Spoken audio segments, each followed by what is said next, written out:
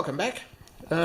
This evening we're going to be doing a blood orange hollandaise that's going to go with my dinner. I'm going to do a chicken Maryland with some salad and some radishes and a carrot puree.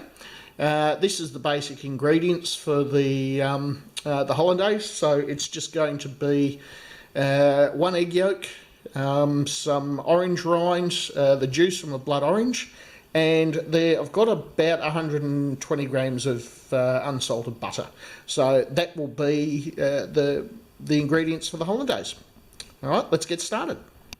Okay, so the first thing we're going to be doing is I'm just going to cook, just sort of braise these orange rinds for a little bit, just in some water. It's just going to get rid of the bitterness. And then once that's done, what I'll be doing is draining the water out, and then I'll be adding some blood orange juice to it, cooking that down and reducing it down by about half, so that you're just left with that nice sweetness to the sauce. Alrighty, so I'll let the orange rind sort of cook off for about 10 minutes. Just in a gentle simmer, strained it out, and now I've poured in the juice. I've squeezed in the juice of 1 orange, and what I'm going to do is just let that gently come up to temperature, and I'm just going to sort of let it reduce down to about sort of half of that, so that we've got a concentrate, and that will be going into our hollandaise sauce. So once I'm happy with that, I'll turn the heat off that, and I'll start on the actual hollandaise.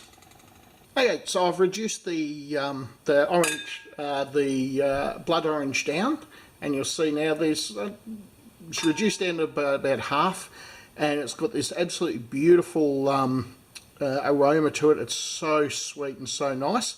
So I'm going to get the hollandaise started, and then we're just going to slowly incorporate this into the hollandaise mix as we go.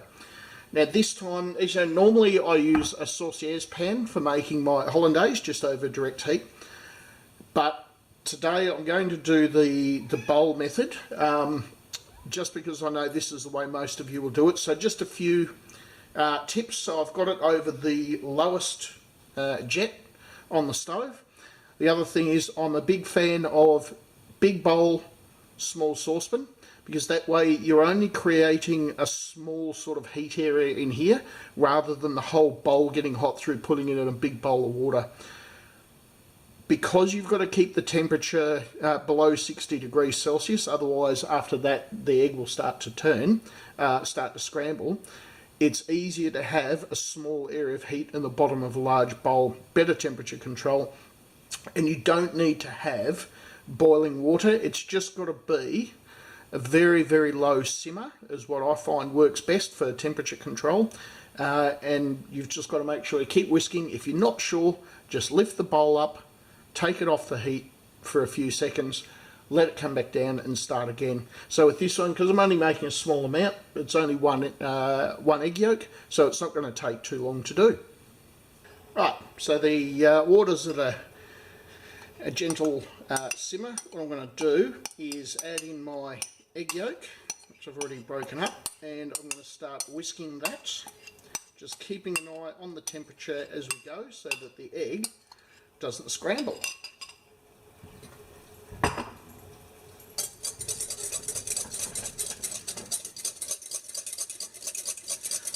So once again, we're looking for that egg to thicken, to that, what I've said before is the ribbon stage. So, which is where it basically comes off of the whisk in ribbons. You can see that's already starting to thicken up nicely, so it's not going to take too long. And so I'm already taking it off the heat. I'm very cautious with it, probably a little more so than I need to be, but that's just me, because I don't want to have to start again. Alright, so I'm pretty happy with that. That's starting to come together nicely. Now I'm going to start slowly adding in the butter. I'm actually going to turn that down a little bit because that to me is still too high. So a couple of cubes of butter, and away we go.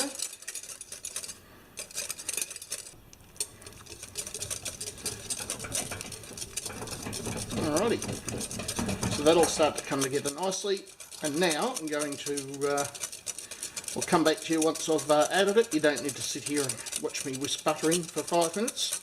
I'll be back soon. Right, so I've incorporated all the butter and pretty much at a thickness that I'm happy with. I've made sure I've regulated the temperature so that it hasn't split the sauce or scrambled the butter, and as you can see, the water underneath is barely moving, so I've been able to regulate the temperature like that. So now the last thing I'm going to do is I'm going to put in some of this orange juice. So I'm just going to pour a little bit in like that, mix that through. You can see it changes the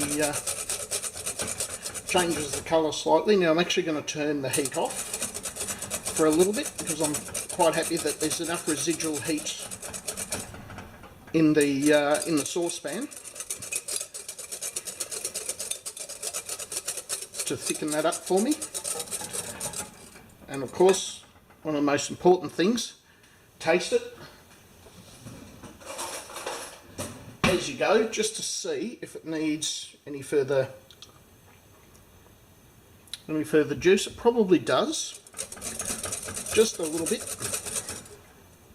Put a little bit more in with that. Actually, just put it all in. There you go. Beautiful. So now all I've got to do is thicken that up again to a consistency that I'm happy with, and then that's it. The sauce is done. Righto, and there it is, our hollandaise. I've whisked all the juice through, made sure it's nice and thick. I'm very happy with that. That will go nicely with tonight's dinner. I've got the carrots on, ready to make the puree, and I'll put my chicken Maryland on soon, which I'll be doing in with some rosemary, and then that's it. Alright guys, that's another video done. Chat soon. Bye.